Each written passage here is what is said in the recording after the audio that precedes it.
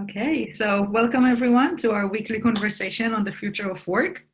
I would like to thank the National Science Foundation for supporting us and to acknowledge the organizers, Andrew Kuhn, Linda Boyle, John Lee. Raffaella Sadun, our speaker, is one of the organizers today. So welcome for joining us. Feel free to turn on your cameras. It's nice to see everyone. And what we're going to do today is we're going to have 30 minutes conversation, and that will be followed by 30 minutes of social interaction, just informal conversation that will not be recorded after the talk. So Andrew will be monitoring the questions. Andrew? So if you have questions, please type them in the chat window and I'll most likely call on you.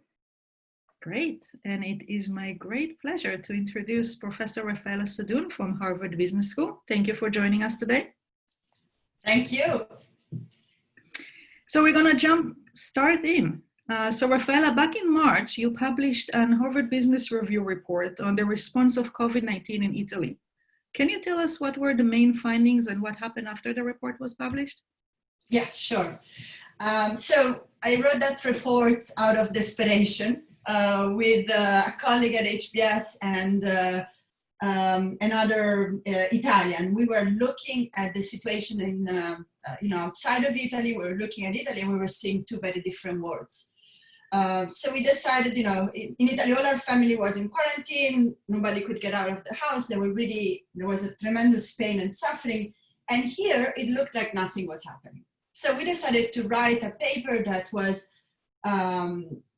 explaining to non-Italians, to people outside, what they should not do in order to take care of this pandemic. Basically, it was our own interpretation of the situation.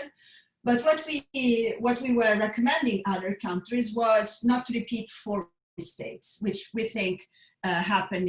The first one was not to see that this was really a massive pandemic, that this was a tsunami. It was not just an episodic infection event happening in China, but this was something, the virus had no physical boundaries. So we argued, you have to be very careful. These are exponential events. This is coming. Make sure that you intervene very early. Unfortunately, in Italy, because it was the first European country that was hit by this pandemic, it was very hard to see at the beginning what was happening. So we were saying, don't do like some Italian politicians who went around the streets to shake hands and show that everything was going to be as normal.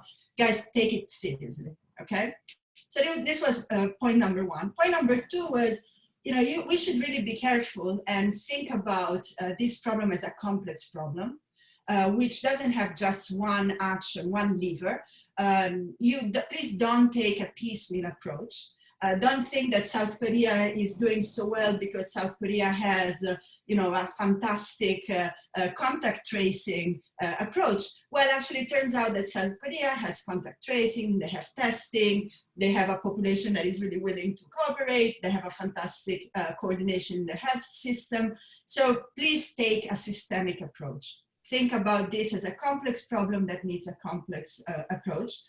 The third piece was, guys, we have to learn because this is so new and so unexpected that it's a moment in which policymakers should be scholars, if you like.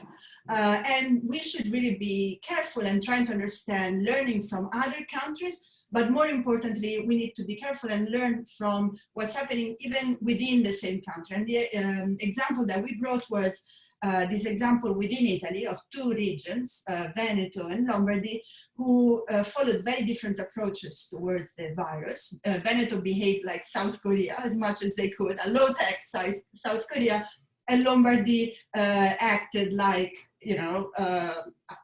I don't want to name names, but not a very sophisticated approach. They were, I think, caught in this trap of thinking that just the hospitals could solve the problem, that it wasn't, that you didn't need a more territorial approach. And so we were encouraging policymakers to make sure that they didn't get bogged down by political considerations, but they could really consider these alternative approaches and learn from them. And the fourth piece was data. I think you guys might be following what's happening these days also in the US, in Florida, for example, getting accurate data on the infection, on testing rates, on contact tracing efforts, very, very hard. And in Italy, this was exacerbated, this problem, by the fact that our healthcare system is very decentralized.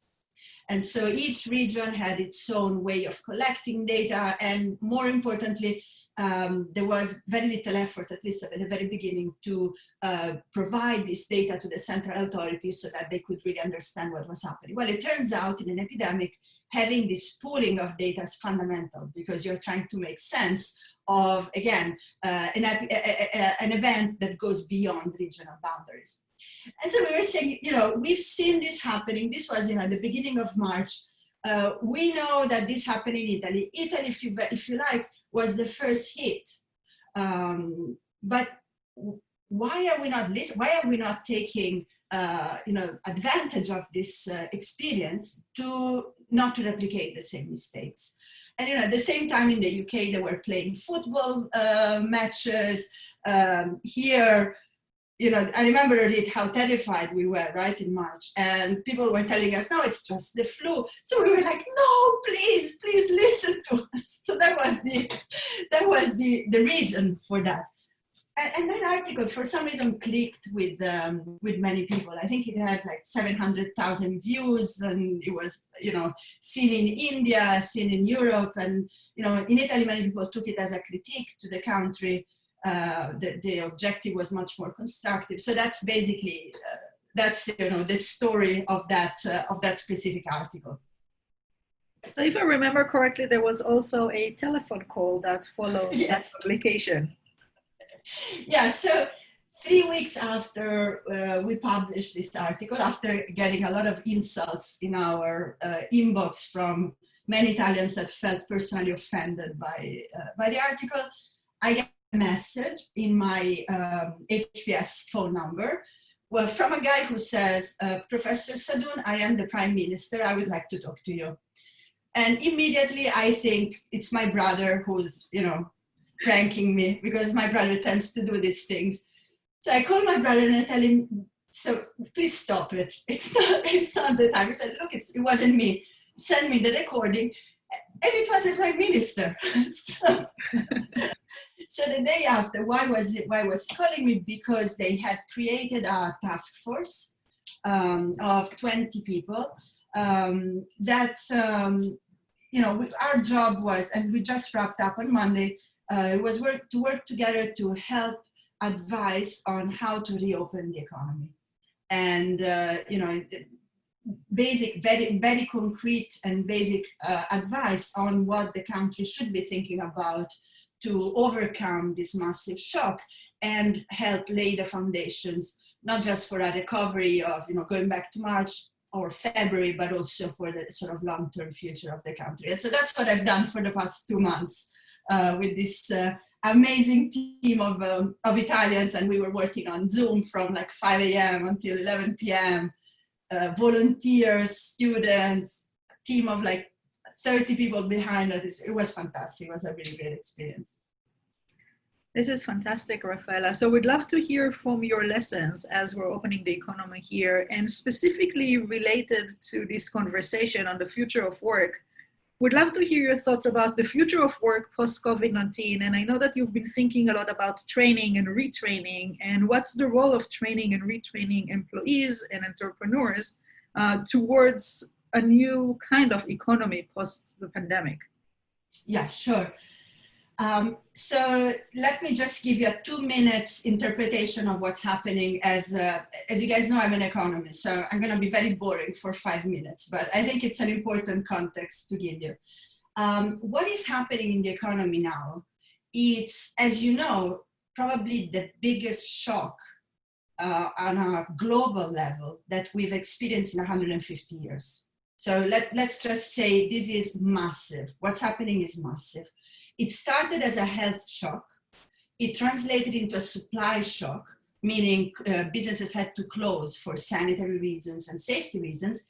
And then it became a demand shock, meaning that people are not just consuming as much, and certain services have not been feasible, and certain services, because people are getting out, they're being laid off. You've seen the unemployment statistics, they're terrifying. People can't buy, okay? So this is like a perfect storm.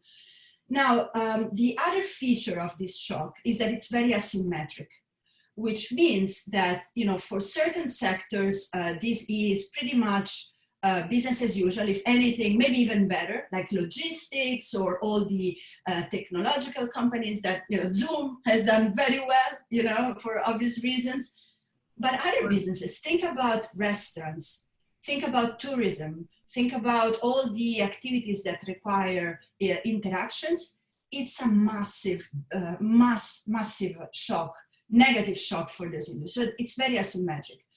And the third piece to take into account is that, unfortunately, this is a shock that is going to hit, and if it's not hitting already, the weakest part of our society, because it's hitting workers that are low skilled, that often do jobs that require interactions. They're not digital. So as we know, the past 10 years have been very difficult for that part of society. We know what technology is doing and the type of skills that technology is rewarding. So I think that this is the context, right, for why retraining is so important. It's a shock that is going to lead to what economists call reallocation of resources. Businesses will close, but some other businesses will open. And we need to make sure that we put workers in the situation of being able to make that shift. We give them the skills, which may be technical skills, but often are also the socio-emotional skills of finding new jobs, and finding also new, also having, good jobs. We're not talking about just finding any job. We are talking about giving people jobs that are good. So that really implies putting a massive effort into taking chunks of society that are behind and bringing it up to a situation in which, when the economy will start again, they can prosper. So we have to support and we have to retrain. And the two things I've been thinking about in the context of Italy, which, as you know, is a country that technologically is one of the least advanced in terms of ICT adoption within Europe. And we've been suffering from, we have low digital skills, especially in the adult population. Schools have suffered from low investment. So we have a lot to do. I'm trying to think about programs that would leverage the amazing technologies that we have now to do skill mapping and training and digital, transmitting digital skills, but crucially are also able to take into account the emotional and psychological barriers that need to be overcome, such that this part of the population can trust technology and can, you think about a coach, right? It would be amazing if each of us could have a personal coach. Some of us will do, but it would be, and that's why I'm so excited to talk to this crowd. How do we think about a digital coach that helps people that are not so used to technology to trust the technology and start a new path of retraining with the technology? So that's, I think, one aspect that I think is going to be really important. There is also another part of the discussion, which is what the managers have to do. And again, Italy is a fantastic country. We are very entrepreneurial, we're very creative. We are not great at managerially at organizing to make the best of technology. As you all know, technology is one piece of the equation. But you need to have certain human practices, you have to have certain skills. It's the bundle that makes technology amazing, not just the technology itself. And often in it, that piece, the bundles, really are underdeveloped. So the other piece of what I'd like to do moving forward, and some of the proposals that I have pushed in this task force, are retraining programs for managers. Now, where does technology and where do you all come into play? It turns out that it's not that easy to teach 50-year-old men to change how they think. especially if they are the owners of a company that is sort of successful, right? Many studies have seen that the best way to retrain a manager is not to put me in front of a manager, you know, a woman, a business, an academic, but is to put a manager with another manager that has figured out how to do things. So it's sort of leveraging these informal networks. So again, the technological challenge there is how do you create environments where you can have that discussion, that productive discussion between managers happening in a digital platform. They would typically meet at the restaurant, they would typically meet at the, you know, at the social events, but now we can use platforms because finally they've also used Zoom while we're all using Zoom, right? So I think that there is a real opportunity to create learning environments for adults that allows for this opening up, creating, you know, environments where you can open up and share your experiences and sort of discuss your experiences. So you're talking about opening up, which seem to be an important part of this process. As you mentioned, there are psychological barriers.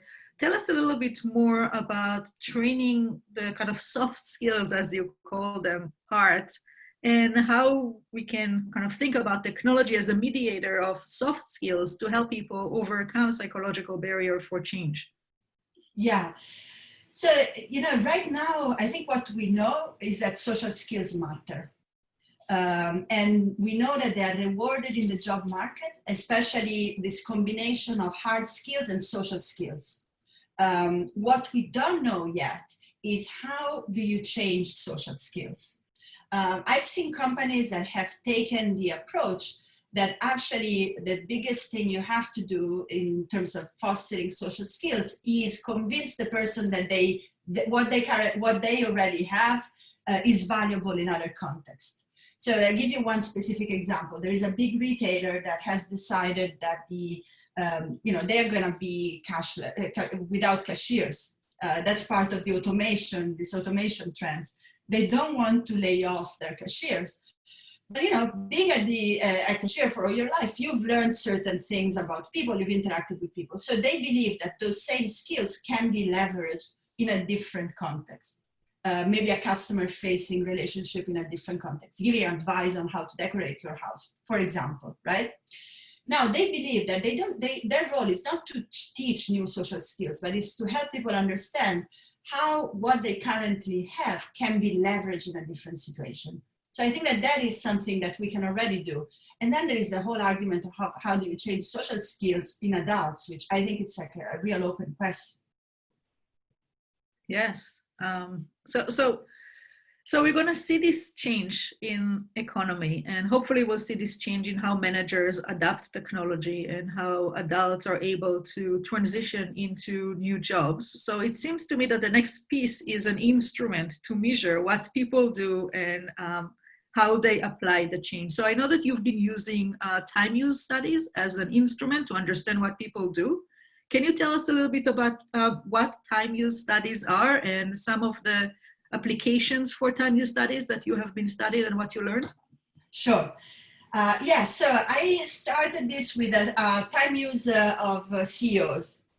And the reason is, there wasn't literature on the time use of CEOs. It was based on a sample of 5 people. So they had written like 10 books out of a sample of 5 people. We said, okay, maybe we can do more in terms of measurement. So we measured 1,200. Why is the analysis of time so important? Well, because it's the scarcest resource, especially for managers and especially for CEOs.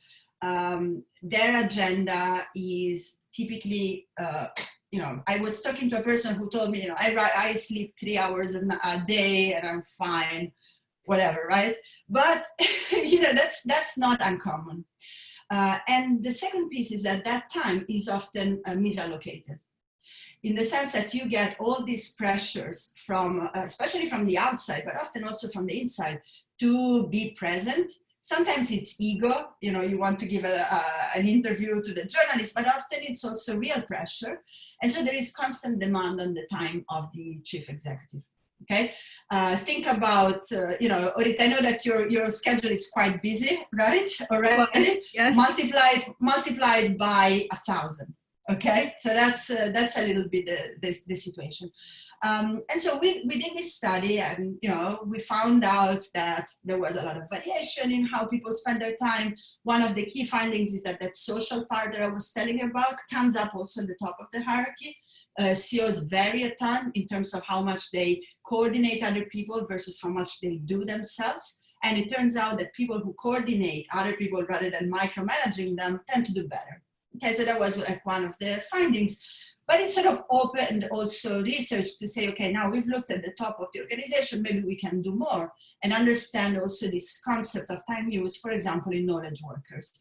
So the work that I'm doing with some distinguished computer scientists like you and Andrew, John, and Linda is basically the idea of saying, let's take a look at the time use of knowledge workers. And in particular, let's try to understand how the time is allocated.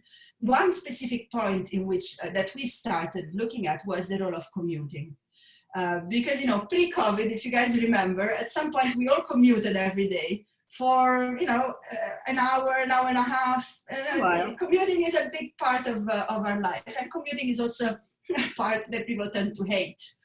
And so we were asking ourselves, look, if we get to a situation in which commuting still happens, but maybe it changes how we commute, we might be commuting with self-driving cars. How would you reallocate that time? What would you do with that time? And so we started doing surveys of, the time use of knowledge workers. I guess now the question has shifted on time use while you work from home, right? And again, this concept of how changing the setting in which you work changes what you do and whether there are opportunities for allocating your time more productively. Yeah, and some of the interruptions and the need to kind of shift between non-driving and driving kind of start and continues at home. So we have a lot of questions from the audience. I would like to transition to Andrew, and if it's okay with you, we'll go a few minutes on camera and on recording, a few minutes after the half an hour. Sure. Andrew? I talked too long, sorry. Oh, this is great. These are exciting questions. So I wanted to start with Sienna, if possible. Would you like to tell us your question? This is about traditional employment. Yeah, go ahead. Hi, yeah, thank you for this. Super interesting to hear. So something that I've been thinking about, like both at work and personally, is whether this shock to traditional employment will translate to a shift in like different ways of work, particularly self-employment. And so also like thinking about self-employment in terms of low-skilled workers and in developing countries. So just curious to see like how you see that shift, like if you see that happening, if you think that will happen, and maybe some things that we could do like from the policy side to prepare people for that. Yeah, I think it's really interesting. Often people think about self-employment as an aspect of entrepreneurship. So will we see more people sort of seizing opportunities and taking them by themselves? So I think that might be a mechanical outcome, but those would be entrepreneurs that come out of necessity, because the job market is, sort of so bleak that, you have to somehow, survive. So I think that would be one type of entrepreneurship. I'm not sure that this is going to be, there is always so much variation among entrepreneurs. It's hard to say, but the other thing I wanted to say is that, especially at this time of heightened uncertainty, being part of an organization can be really important. So I don't know if, let me give you an example. We've spoken with companies that are reopening. And you can't imagine how many of these companies are actually investing in their employees, not just in terms of material investment, giving bonuses or things that would allow them to work from home, but also in terms of mental support, helping them make this transition to this new settings, and honestly helping navigate the uncertainty. So I'm wondering whether perhaps the fact that we are going to get into a phase of extreme uncertainty might actually make people want to be part of a group, or want to be part of a cluster where you can still feel like you're part of something. It's so entirely speculative at this point, but I think that there are these tensions for sure. So I think Stephanie's question kind of ties in with this. So Stephanie, would you like to ask your question, or I can certainly do it? Yeah, absolutely. So first, thank you so much for being here and like speaking to us about such a pressing topic. So I guess this context of the question is coming from a place where for young people, especially with the generational difference, moving forward with technology, the Gen Z generation has such a leg up, I guess. So I'm wondering, as we move forward into the workforce and like specifically in the context of perhaps like corporate America and corporations, what do you think are new emerging skills that are going to be helpful, either technological skills or soft skills? Yeah. So here, one person that is doing amazing research in this area is David Deming from the Kennedy School. He's looking specifically at these issues. In terms of soft skills, what you have to think about is a model where a person that has a strong soft skills is a person that is able to understand the skills that are present in other people and is able to trade skills. So think about it in this term. You think about the best possible team. The best possible team is one where you have different expertise that come together, and people are willing to trade their expertise such that you can reach a greater goal, okay? So in terms of soft skills, understanding what other people can bring to the table, being able to put them in the condition that they want to bring their skills to the table, and then combining and allowing this trade, those are the soft skills that are going to be most important. Because if you think about it, this allows you to fish into deep pockets of expertise that are very deep, and allow for these pockets of expertise to be combined. In terms of the technical skills, what David has studied, which I think is really interesting, is that very niche technical skills tend to depreciate very quickly.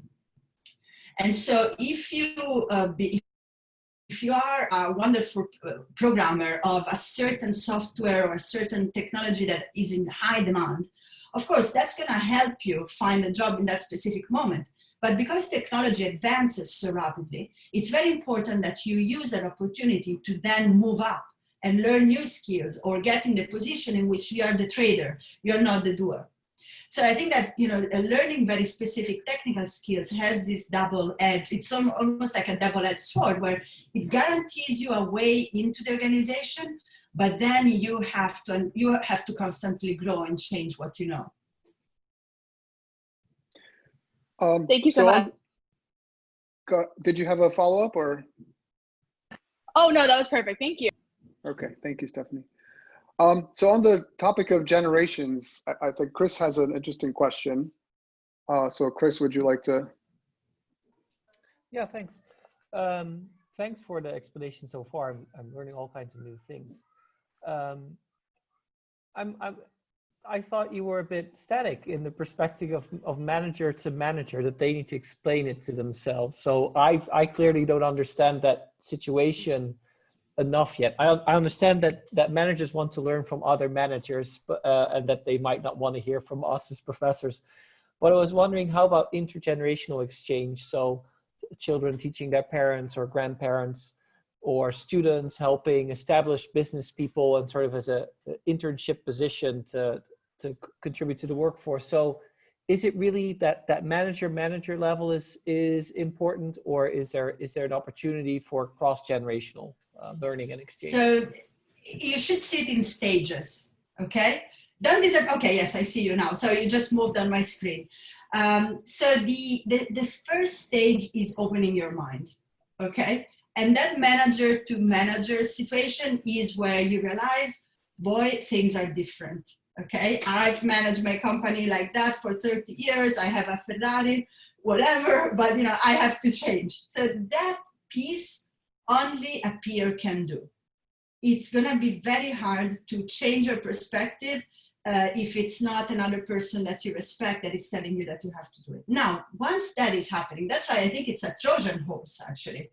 Because once that happens, then at that point you understand, well, but if I need to change, maybe I need to hire a young person that is going to help me get that specific expertise. Right now, I think that the problem is there is a market for talent, and people hire talented individuals, but then once they get into the firm, they're not, that expertise is dormant, because it's very hard for an entrepreneur to accept that a young person or a different person knows more than they do. And so that is, I think, a critical step. I think in economics, we often, of course, people respond to incentives and people maximize profits, and, that is what they do. But especially for certain types of entrepreneurs, they also maximize their personal satisfaction and their ego and their feeling of being the boss. And so that is the barrier that you have to work on. Great. Now I understand why you insist on that point. So thanks. Yeah. So I think I wanted to get to two more questions.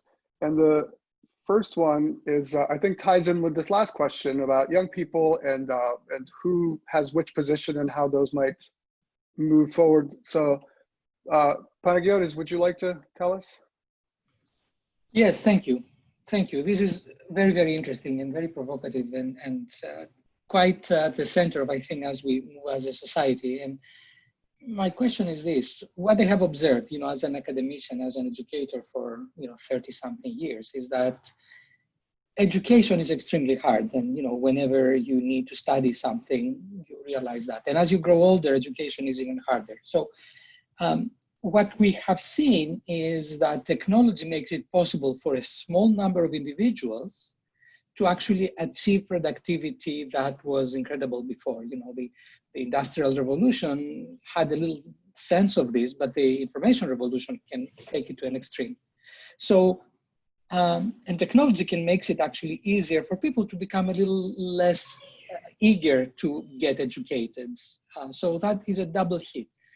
Are we looking really at a future of greater inequality in which some small number of individuals, for a number of reasons, will be able essentially to achieve great accomplishments, leaving the rest of us behind? Or can we find a way in which somehow we produce much faster, much more effectively educated individuals to a degree that actually we can bring a much larger percentage of the population? Do you have Yes, absolutely. So I think that the first thing to keep in mind is that technology, the way in which technology is used in firms is very heterogeneous. And so I think it's absolutely right that in some firms, technology is a substitute for people. And, I'm thinking about automation, I'm thinking about, many technologies that have made low-skilled people redundant.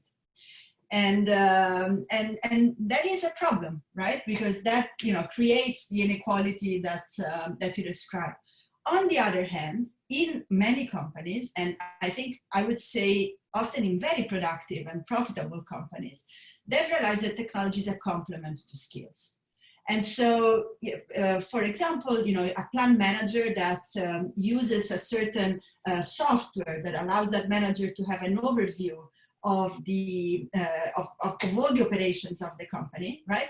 You still need a person with fantastic judgment to understand how to use the data and make other decisions, because not all human decisions are automated, and you still need judgment.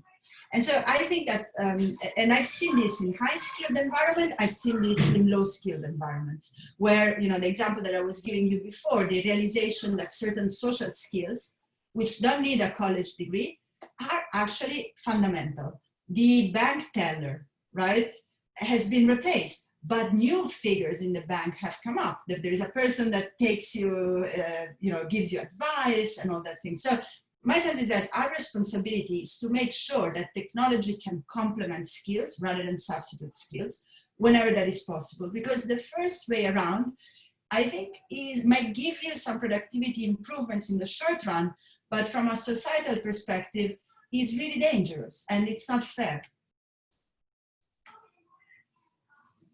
So this would bring me to the last question I think we can cover here, which is Sarah, which I think is really exactly this, but then the how. So Sarah, would you like to tell us? Yeah, sure. First of all, thank you so much for your time. I really appreciate it. And my question is, how do you go about fostering these connections with people through like Zoom or other technological platforms? I haven't, so let me put it this way. Right now I'm leveraging pre-existing connections. So people that, for example, trade associations, people already feel an affiliation through some other external environment. And in that context, the Zoom part is, it's not so insurmountable because you sort of have some affiliation. I would direct you, however, to the work that one of my, I think, best colleagues at HBS is doing, Sedal Neely. She's been studying virtual communications for 10 years, and she actually has a very good and concrete advice on what you need to do as an organization to leverage this virtual communication, starting for something very, very basic. Your team goes on Zoom. Even if the team existed before, you effectively have a new team in your hands. And so you have to do a team relaunch because all the norms of behaviors are different. So her research is really effective, I think, in giving you this very specific advice. Great. Thank you so much, Raffaella. We really appreciate your joining us today and sharing your insights. We're going to stay here for an informal conversation, but before that, I just want to acknowledge this had been our 10th conversation this year. So we're grateful for this new opportunity that staying apart allowed us to come together on a weekly basis and discuss important topics. So thank you everyone for joining us. And also this coming week, to celebrate our 10th anniversary, we have two events. On Tuesday, we will have colleagues from Australia, or as Aaron Keegley liked to call them, colleagues from the future, 14 hours ahead of Boston. We'll be holding a panel that will be very late for our European friends, but if you are into a midnight treat, that will be midnight in Central European time. But we'll have our colleague from Australia talking about the future of work across in the global economy. So that's coming up. And then on Thursday in our regular time, we'll have a panel about imagining inclusive, diverse, and equitable future of work that will be moderated by Neha Kumar from Georgia Tech, which is also the chair of the ACM Future Academy. And that will be an important conversation with many of our young researchers and students, including some of you here in the audience. So please join us next week for this important conversation. So thank you, Raffaella, again. We're going to turn off the recording, but stay with us for the informal part. Thank you. Thank you.